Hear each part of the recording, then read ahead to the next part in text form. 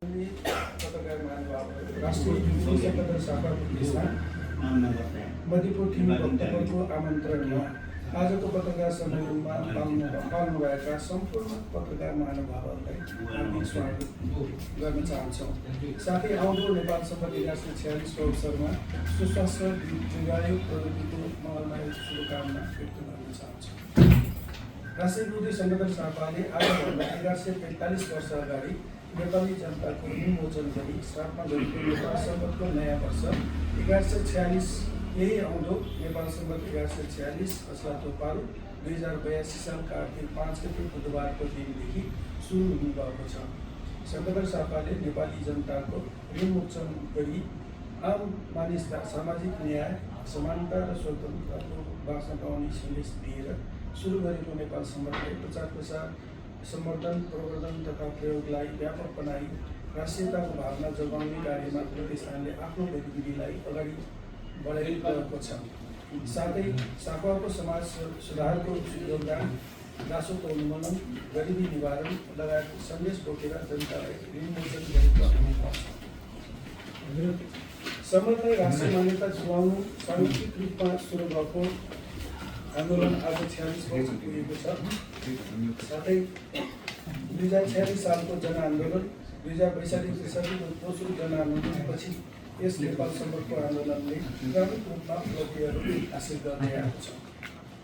यसै क्रममा नेपाल सम्बन्धका प्रवर्तक सङ्गठन शाखालाई विरोधी घोषणा, नेपाल सम्बन्धलाई राष्ट्रिय सम्बन्धको मान्यता, नेपाल सम्बन्धको अवसरमा सार्वजनिक विदा, राष्ट्रिय विरोधी सङ्गठन शाखाको ब्लक टिकट प्रकाशन, पत्रपत्रिका, रेडियो, एफएम, टेलिभिजनमा नेपाल सम्बन्धको प्रयोग, न्यायालय सूचना विभागबाट प्रकाशन हुने विक्रम सम्बन्धमा नेपाल सम्बन्ध र महिनाको प्रयोग एवं सङ्गठन शाखाबारे विद्यालय स्तरको पाठ्यक्रममा पठन पाठन सुरु जस्ता उपलब्धि भएको छ।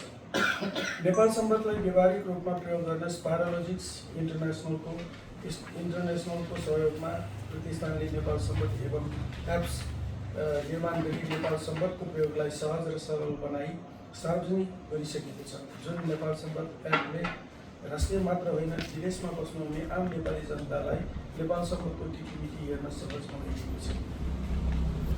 नेपाल सम्बन्धको टिकिमिकी सहज बनाइदिएको छ। यस बिचमा नेपाल सम्बन्ध 1143-2080 सालमा नेपाल सम्बन्धलाई विक्रम सम्बन्ध प्रयोग गरिने सरकारी कागजातमा नेपाल सम्बन्ध 1146देखि 1144देखि लागू हुने गरी सरकारले निर्णय गरेको छ, जुन निर्णय नेपाल सम्बन्ध आन्दोलनको आजसम्मको महत्त्वपूर्ण उपलब्धिको रूपमा लिएको छ भने यस निर्णयपछि नेपाल सम्बन्धको आन्दोलनको स्वरूपले नयाँ अध्याय सुरु गरेको छ।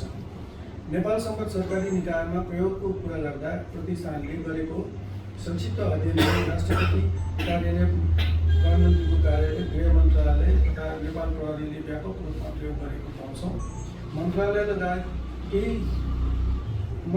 लगायत हेर्दा केही मन्त्रालय, विभाग, सरकारी कार्यालयले अझै यसको प्रयोग गरेको देखिएको छैन। प्रदेशको प्रयोग गर्दा बागमती प्रदेश सरकारका प्रमुख नेपाल सम्बन्धको प्रयोगमा अग्रिम पङ्क्तिमा रहेको छ। स्थानीय तहमा यसको प्रयोग हुने क्रमले विस्तार लिएको छ।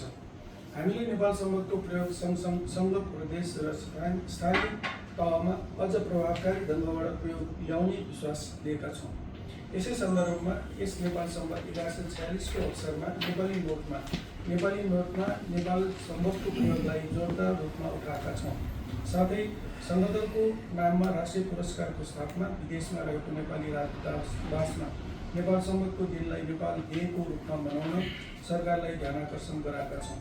साथै तिनै तहको सरकारले नेपाल सम्बन्धको प्रवर्धनमा आवश्यक बजेटको व्यवस्था गर्न पनि ध्यानाकर्षण गरेका छौँ। यस सन्दर्भमा प्रतिष्ठानको आयोजना तथा मधुपुर टिभी नगरपालिकाको सहकार्यमा हरेक वर्ष नेपाल सम्बन्धका प्रवर्तक राष्ट्रिय विरोधी सङ्गठन शाखाको प्रतिमामा सम्मानीय प्रधानमन्त्री सुशीला कार्कीद्वारा गर्नुहुने माल्यार्पण समारोहको तयारी अन्तिम चरणमा पुगेको छ।